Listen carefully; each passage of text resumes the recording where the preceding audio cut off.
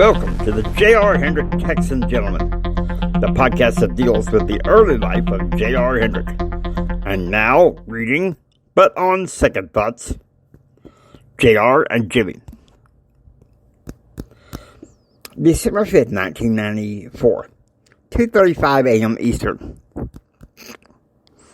With nothing but documentaries and infomercials on TV news, Jim decides to head for a newsstand and pick up a copy of the Fort Worth Times. This newspaper was established in September 1991 to bring forth a conservative alternative by Mark Staunton and Dana Stromberg. Stromberg was a graduate of the University of Texas at Austin, providing a more conservative libertarian view, whereas Mark Staunton was a very staunch conservative. 3:25 a.m. Eastern. Jim remembers back to the Christmas when he was 12 years old.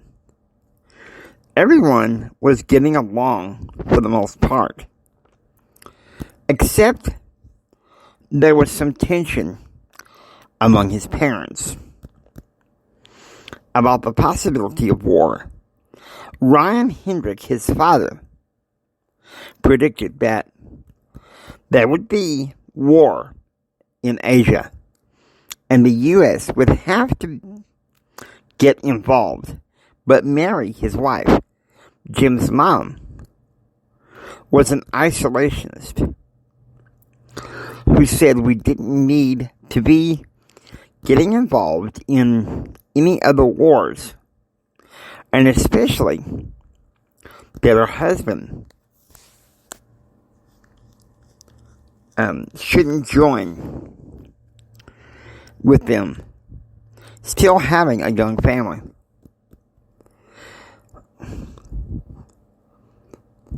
True to form, the Easter of his 13th year, his father had ruined things by announcing it to the family that he had gone down to the Navy to enlist himself to being involved what would soon be the Korean War.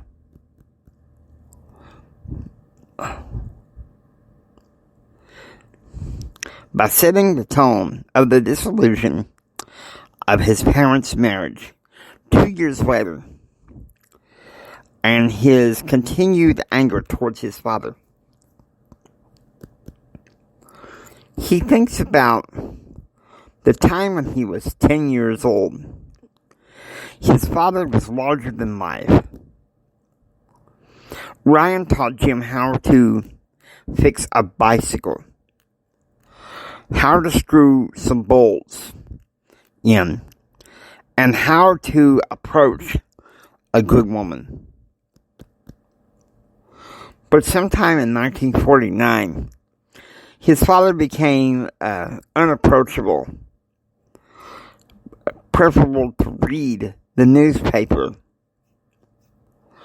or the magazine about international affairs rather than teaching his son. Therefore, Jim would go to his grandfather for help. 5 a.m. Eastern. Betsy wakes up and makes them both some coffee. Jimmy's sitting there reading a good book. 7:30 a.m. Central. After having breakfast at the Holy Spirit Club, J.R. talks in the sweet kitchen with Dave Smith. Well, it's all right. I like it. What's going on? I told you that she graduates in 1996. So the engagement should take, time, Jared said. Thanks for sharing, Dave said. I'm not saying it all, but you have to have the wedding date set within 2 years from today. 9:20 a.m. Eastern. Jim's appointment with Lieutenant Governor was canceled, and so he sits back at the hotel and thinks about another happy, sad memory in his life. December 23rd, 1951. The last Christmas that his parents were together. Even though it was obvious to anyone that they were very much in love with one another, there were some very deep arguments about the education of Carl and whether or not Jim should get a car next year at age 15. Ryan wanted Carl to begin military school next spring at the age of 9. But Mary said no. And Mary insisted Ryan promised Jim a car when he comes home for Easter, only for the promise to be broken by a broken marriage. 10:50 a.m. Eastern. At Royal Christian University, Miriam, Elizabeth Marie's friend,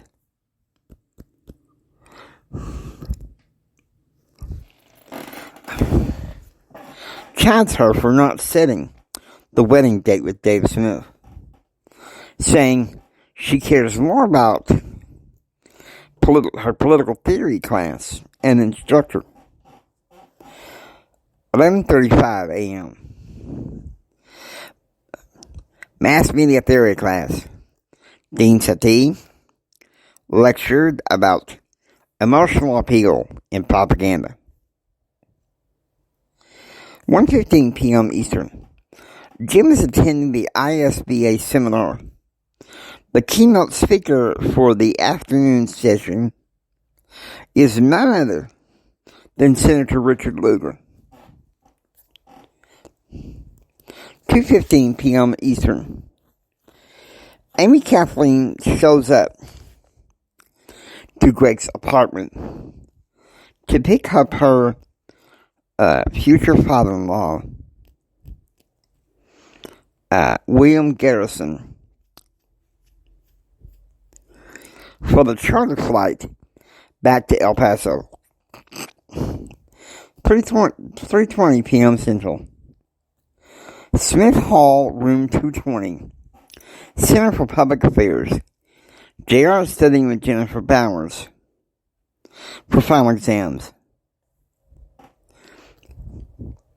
Not much he said about their relationship, except that Jennifer was getting ready to get her transfers and transcripts sent to the London School of Economics. At Royal Christian University, Elizabeth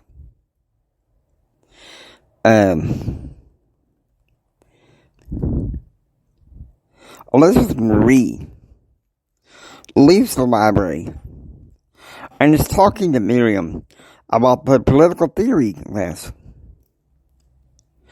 He's the bee's knees. I mean, think about it. It just gives me more courage to work in a think tank, Elizabeth Marie said. You're telling me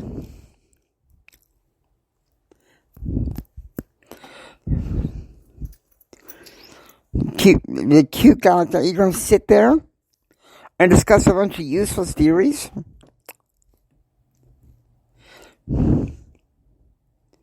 Rather than being a political wife? Where's your femininity? Miriam said. Go look in Noah Webster's dictionary. That should tell you what feminism is. Her phone rings and Elizabeth Marie answers it. Because it's Dave Smith, who urges her to give their engagement some time, she hangs up on him and heads to her car. 6 p.m. Eastern. ISBA seminar. Evening speaker Jim Hendrick addresses about free enterprise and access to education. 7:15 p.m. Christine and Amy Kathleen talk about Greg's spring internship. 12 Authentica Musica, a Presbyterian Bible camp in Alexandria, Virginia. 7:25 p.m. I called the family on the phone. It sounded something like this.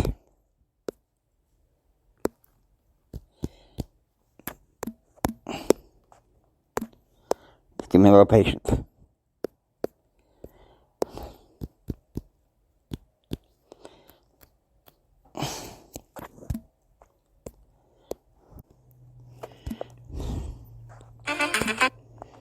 I need to talk to you. Is some of the family there? Aunt Betsy and Uncle Jim haven't arrived home yet. But there's only Kathleen and me and Christine. I need to talk to you about something. What is it? I know I want you to marry Dave Smith, but I don't want you rushing into this, okay? Well, wait, that's the same thing he said.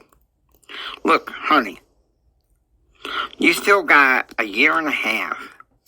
Okay, finish school. He's got a year. Trust me, I'm working this out on your behalf. You are crazy. Go ahead and say that. Go ahead and say that. One thing I gotta say is that I'm your cousin. I love about you. And education is important, especially if you're a Hendrick. You understand? Of course I understand, JR. All right, goodbye.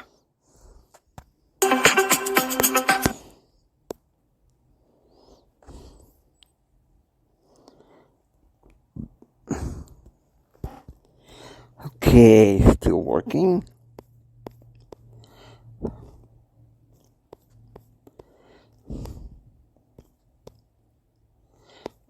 Mm.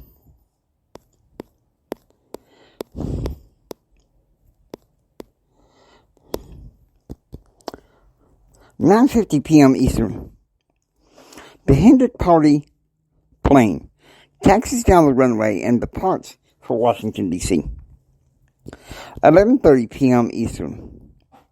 Jim and Betsy arrive back at the Richland, tired but triumphant about the evening's events in Indianapolis.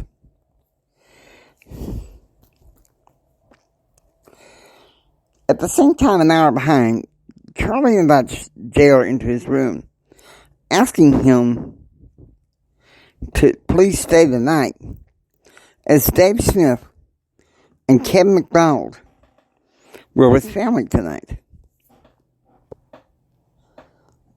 Okay.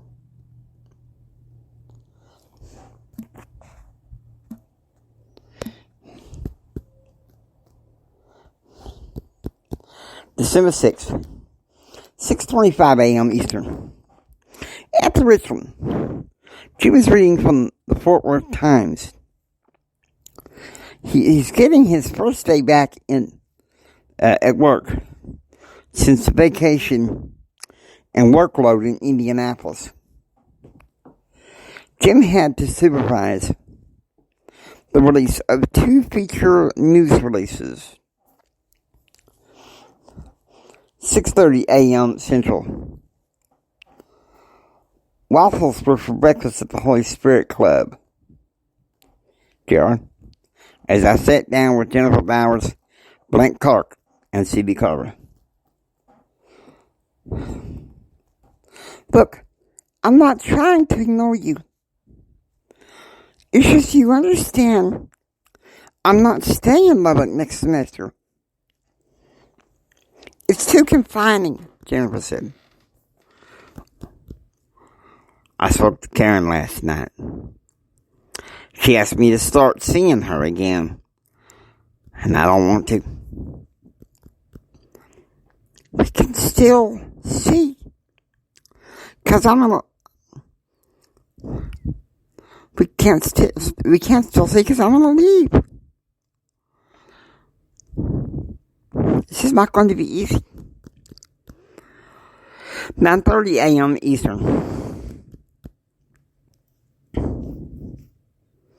Elizabeth Marie is a political theory where a professor that she admires, Dr. Chris Brookins, teaches a comparison of the political theory of Benjamin Franklin versus Thomas Hobbes. Hobbes' social contract theory intrigued Elizabeth Marie, and she's in deep contemplation about it. 9:30 a.m. Central. Harmon was being called to present at Fordham University, and so Frederick McKay got to deliver the lecture on the final exam review. The exam was to be comprehensive. 1 p.m. Eastern. Future Treasury Secretary Robert Rubin walks into the Oval Office and begins talking about a certain situation.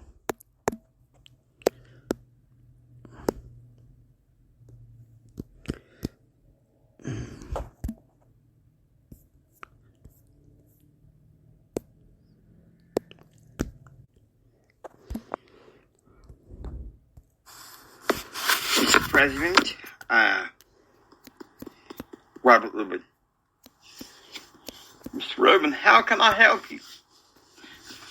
Listen, I wanted to bring this to you. It's been noised all around. Hendrick's been talking to some people who are going to be leading the freshman Congress. So, what's the proof? What's that to me?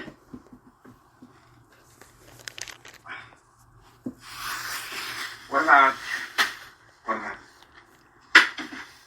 this? Steve Hendrick. Are you aware of this? No, I can't say the how. Hendrick plan. Can you give me a moment?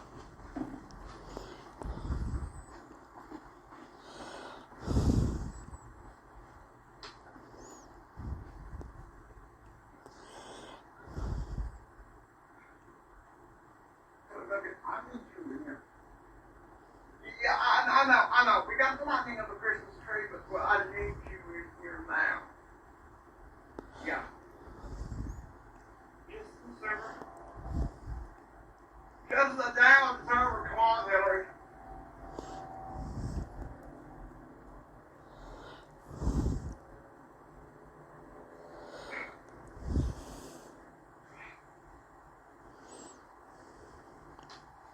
Now, what is it? The states of Arizona and California. The governors wanted to go on with it. Parts of it deals with one subject. From a little book studied by, well, a conservative. Tell me. It's just on Mr. President. Faith-based initiatives.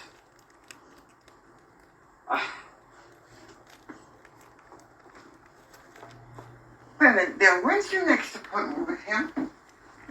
December 12th.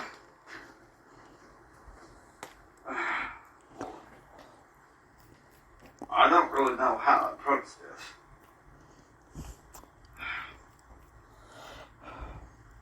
I'm not going to offer any drinks on this because we do need to talk about this. How did this come to your attention? Phil later told us about it over lunch. We felt like it was something you needed to know. It was drafted this past weekend and given to potential cabinet positions such as myself. His folders. How come Lloyd Batson didn't get it? Hendrick knew he was on the way out.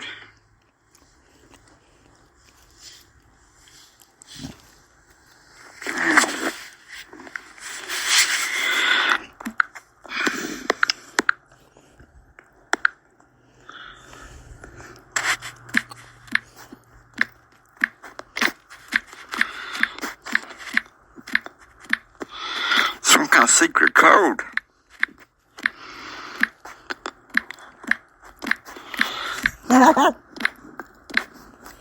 They're patiently with us.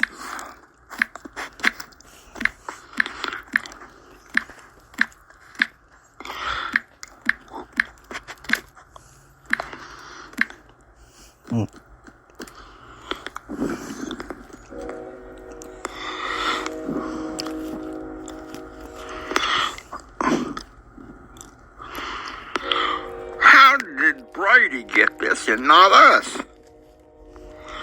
I don't know, Mr. President.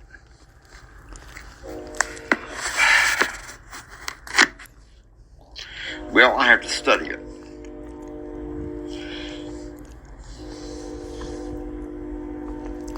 You're supposed to tell Phil later to tell him to keep his mouth shut. No, that will raise up a firestorm, and then you'll have Republican congressmen from California and Arizona raise up holy hell. No.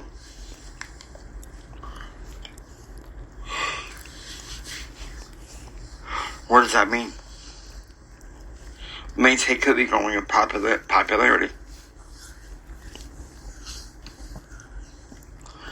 He was in Indianapolis this past weekend. Not received well by the governor, but received very well by businessmen who backed Senator Lugar.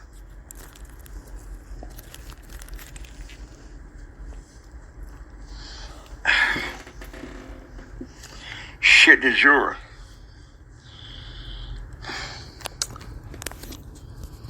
Well, I have to study it. I have a chance to study it, and then we'll talk. You guys keep your folders. Alright? I'll find my way to get my own way to study this.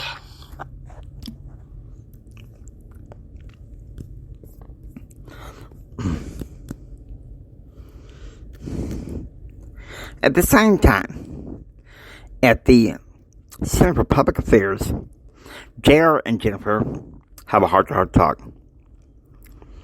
You need to know what's wrong, Jennifer. I'm missing you. Look, calm down. I miss you too. How come you haven't called me? Famous, you know I've been busy. Jennifer, now come on. Please, I'm telling the truth. It's your folks, ain't it? Please listen to me. Now you know and I know that my parents' criticism of us has been right. I mean, my parents have shaped most of my life. Yeah, it's true. Sure, I knew. And I'm such a coward for not asking you. I've had so much from my mind lately. You have to know, Jennifer, that I love you. Just then, Karen arrives to give JR a book and a hug. Something which makes Jennifer Bowers walk out. 1:35 p.m. Central. With Karen and Jennifer gone, JR picks up the phone and calls his sister. The compilation went like this.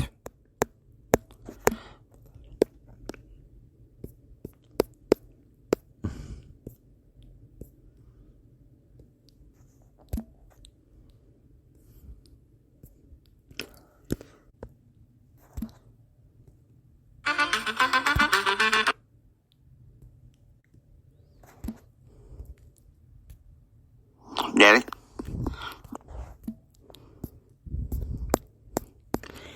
Please bear with us. Technology being not very friendly.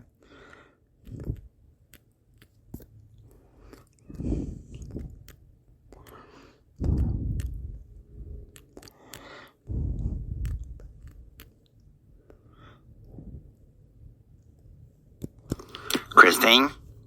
Hey, what's up, dork?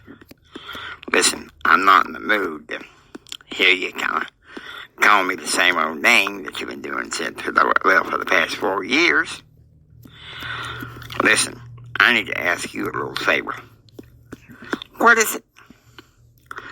No, I'm not going to play any stupid games with Brad. No, listen to me.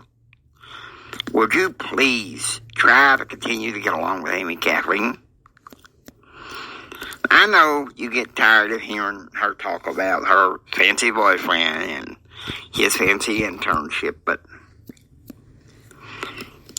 this is family.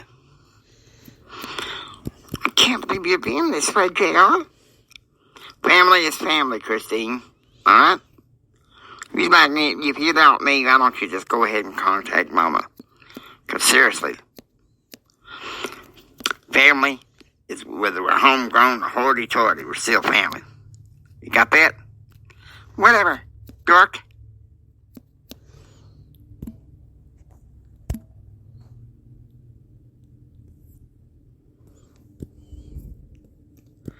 (2:45 p.m. Eastern). Back at the Richland, Betsy receives a phone call from Charlie Nation, who's hanging out in his dorm room. Asks if it's okay with her if he and JR room together next semester. Betsy agrees to talk to him for a few minutes, but is miffed because she doesn't have too much time. She has another meeting of Blue Star Society over the pro-life clinics. 3:30 p.m. Eastern. Jim is being interviewed for the Blake Carter show one more time about his trip to Indianapolis.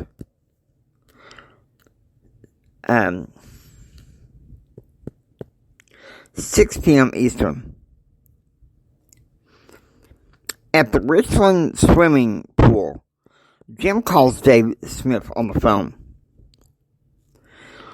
You know what I've been thinking, Jim said. What's on your mind, sir? I think it'd be good enough to keep you and Elizabeth Marie close to us. How'd you like a partnership with Harlan and Bennett? Well, sure you would, Jim said. Yeah, I sure would, Dave Smith said. All right, you all gather around. Listen, I've been racking my brains trying to get a wedding present for Elizabeth Marie. So I figured I gave something that could please her and Dave Smith. So, effective next summer is the newest lobbying partner for Harlan and Bennett, Dave Smith. Well, let's go get some drinks, Gerald said. Not tonight, Dave Smith said. 6 p.m. Feeling rejected. I have dinner with Charlie. So your clerk rejected you. What else is new? Charlie said. My cousin ain't married. Ain't marrying him. I can feel it in my bones, Jared said. And I'm rooming with you next semester. I don't give a damn what my daddy says. 9 p.m. Central. I'm studying in my study carols. And Dave Smith walks in. Congratulations, my friend, Jared said. Everything is going according to plans. You'll have my blessing with Elizabeth Marie and that lobbying partnership in Midland.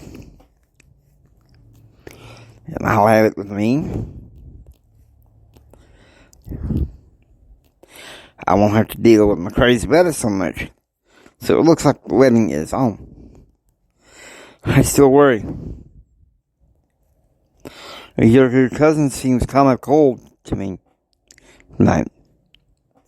Remember, you call the shots. Okay then, I'm gonna marry Elizabeth Marie. And I'm gonna love that lobbying partnership. And I guess you're encouraging it to be that way.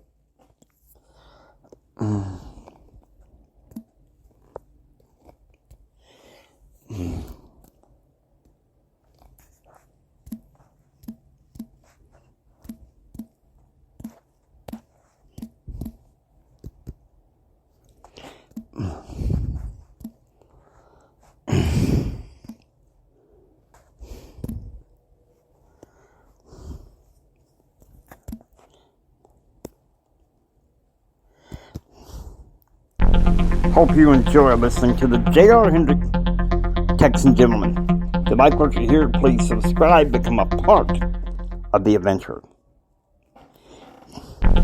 This is James A. Hendrick Empowerment Network saying until next time, get ready for the rest of the story. It gets interesting from here.